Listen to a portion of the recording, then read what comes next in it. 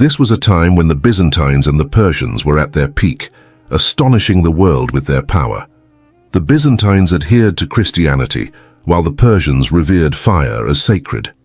Frequent skirmishes and occasional wars occurred between these two nations. Besides these two great empires, there were also the lands of the Greeks and the Indians. The Persian Empire was undergoing internal crises.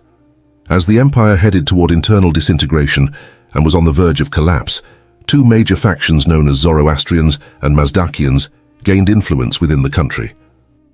Although the political views of these two groups did not align, their moral corruption was strikingly similar. Women were gravely oppressed in society.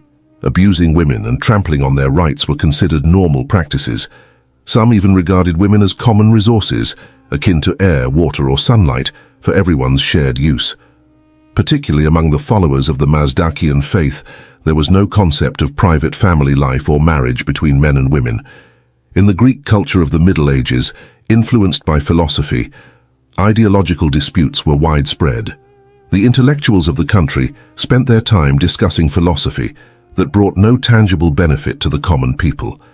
These intellectuals divided into factions, engaging in debates but failing to reach any common agreement. Each stood firm in their own views, often leading to arguments and conflicts. According to historians, during the Middle Ages, Indian society was also undergoing great turmoil.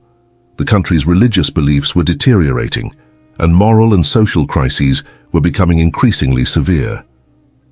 Looking at the general state of the world during the Middle Ages, we can observe that the moral understanding prevalent in various societies was in deep crisis. Although some countries appeared to be on a path of development with their material culture flourishing, they were experiencing significant spiritual decline.